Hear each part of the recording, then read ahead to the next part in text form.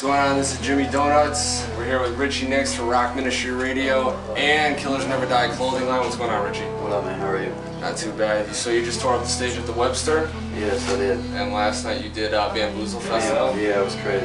And when we were up there, we saw you climbing a scaffold, it looked like. Yeah, it was some type of light stand, light fixture, about 20, 30 feet up in the air. The only thing I saw was some guy trying to yank you down by your leg.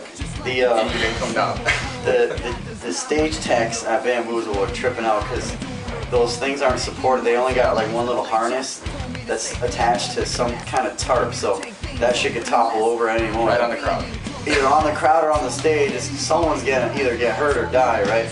And when I did that, they freaked out, but thankfully my security is some big motherfuckers. I don't know if I can swear or whatever. It's all good. Edit. Yeah, edit. Just some big motherfuckers, edit again. And my boy held on to it so I didn't fall. I finished the set, rocked the crowd. I'm the only person at Bamboozle that did any kind of life-threatening stunts on stage, so to speak.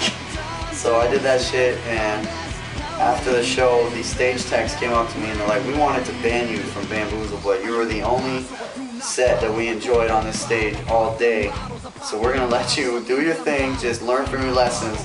Do not be climbing stuff where you can die, because it's a liability issue where they can, get in trouble. So, but it was a good show. So figure of speech, we can call you a Bamboozle Renegade. There we go, Bamboozle Renegade all day. There we go. So, as far as everything goes right now, where are you originally from? I'm from Windsor, and that's in Canada. It's a border city to Detroit. And the best way to describe where I'm from, here I got the tats to represent where I'm from. I got a D for Detroit, a W for Windsor. If you ever have an overhead view of Windsor and Detroit, it looks like one big city with a river in the middle. That little river, it's a small river as well, not a big river. It's called Detroit River. Yep. That's the border. There's a bridge, Ambassador Bridge, and there's a tunnel across from each country, both sides. Now, if you were born and raised in Windsor or born and raised downtown Detroit, you feel just as much a part of Windsor or Detroit as like any other city that anyone else would be from.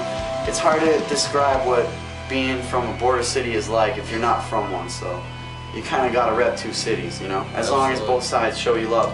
And if it wasn't for radio play in Detroit and real motherfuckers in Detroit were respecting me and supporting me, I would never be in Hartford, Connecticut today. Well, now, when I was listening to In My Head, I listened to the Wonderwall cover. I did a couple other looking up on you as far as videos and music-wise. You got a kind of like a mirror attack mixed with, it's crazy. Like, you got some crazy nonsense going on, but it works. I mean, you're making a lot of noise in Hartford right now, so that's always a good thing. Yeah. What can you like describe as far as like the new singles that you guys got coming out as far as today? After In My Head. After In My Head, well, I'll just describe the sound. The reason why the sound is so like everywhere, but I do my best to make it flow. First of all, I've been doing this for 10 years. I'm 24 years old. I started when I was 14.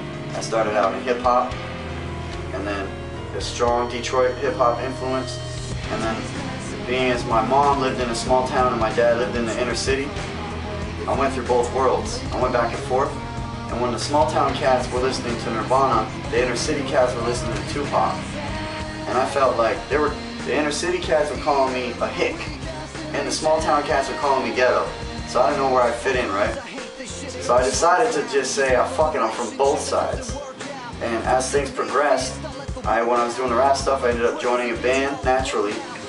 And then eventually I decided to take everything that I learned, all my favorite elements of all my favorite music, like from As I Lay Dying to We Came As Romans, some new cats that I'm really feeling, and they're from Michigan, to some old school Dre, Obi Trice, Detroit cat, and taking that kind of lyrical hip hop mixed with hardcore breakdowns, and then having like Incubus type choruses. Yeah.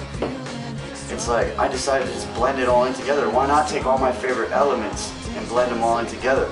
Because nowadays, if I were to grab just any random person's iPod and you scroll through it, it's not going to be just straight rap, straight metal. It's going to have a variety, right? Yeah.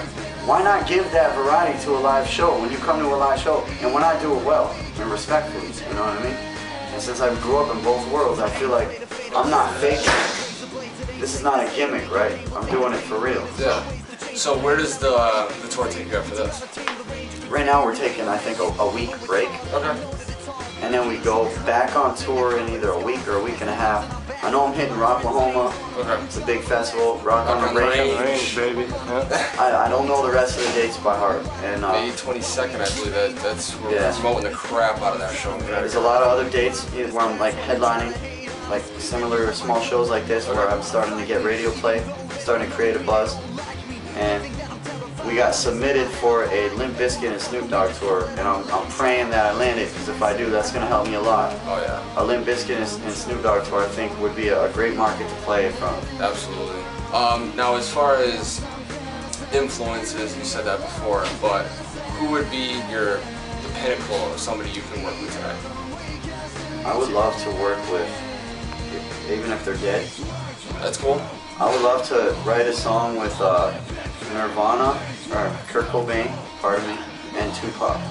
Imagine Kurt Cobain and Tupac and me on the same track.